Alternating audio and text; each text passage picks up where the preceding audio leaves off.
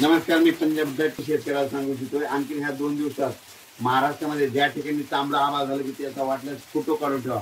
बघा 72 तासात पाऊस येतो की नाही, असा अंदाज ते निसर्ग देतो. तर राज्यातल्या सर्व शेतकऱ्याला सांगू इच्छितो की आज आणि राज्यात म्हणजे 12 पासून आपण म्हणलो तर 12 ते 20च्या दरम्यान राज्यात भाग बदलत जोराचा पाऊस पडणार आहे. तर पडणारच आहे, पण काय होणार आहे तुम्हाला सांगतो. हे पाऊस दररोज वाढत जाणार आहे, म्हणून हा अंदाज लक्षात येतात.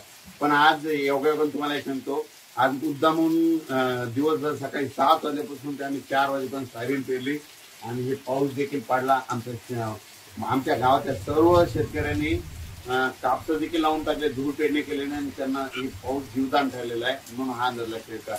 आणि राज्यात सांगू इच्छितो की राज्यात सांगायचं झालं तर पूर्व विदर्भ, पश्चिम विदर्भ, दक्षिण महाराष्ट्र, उत्तर महाराष्ट्र, कोकणपट्टी, खानदेश मध्ये 13 जून पासून ते 20 जूनच्या दरम्यान दररोज वेगवेगळ्या भागात पाऊस पडणार आहे.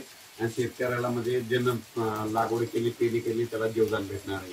राज्यातले सर्व शेतकऱ्याला सांगू इच्छितो 18 जून आणखी पाऊस परत वाढत जाणार आहे. आणि विदर्भ, पूर्व विदर्भ, पश्चिम विदर्भ मात्र 13 जून पासून तिकडे पाऊस वाढणार, 13-14 ला वाढणार आहे. मात्र 16च्या नंतर म्हणजे पूर्व विदर्भ आणि पश्चिम विदर्भात ते शेतकऱ्यांनी हा अंदाज लक्षात 16 जून पासून ते 20 जूनच्या दरम्यान दररोज विदर्भात भाग बदलत मोठा पाऊस पडणार आहे, हा अंदाज लक्षात. पण 16 जूनचा पाऊस हा महाराष्ट्रात मध्ये पूर्व विदर्भ, पश्चिम विदर्भ, दक्षिण महाराष्ट्र, उत्तर महाराष्ट्र, कोकणपट्टी, खानदेश सगळ्या विभागामध्ये परत जाणार आहे. म्हणजे सांगायचं झालं ते 20 जून पर्यंत सगळीकडे थोडा पाऊस परत जाणार आहे, पण जोराचा पडणार आहे, हा अंदाज लक्षात.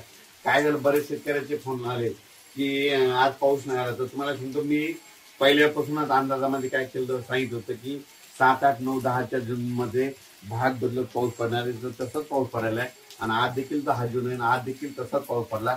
11ला थोडा वाढत जाणार आहे, 12ला आणखीन वाढणार आहे, 13ला परत वाढणार आहे, त्याच्यानंतर 14 ते 20 आणखीन खूप वाढणार आहे, म्हणून हा अंदाज लक्षात येतात.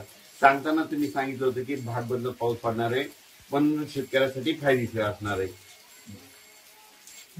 उर्वरित शेतकऱ्यांच्या ज्यांच्या जमिनीमध्ये ओल असेल तर त्यांनी काय करा, तुम्ही तुमचा पेरणीचा निर्णय घेऊ शकता.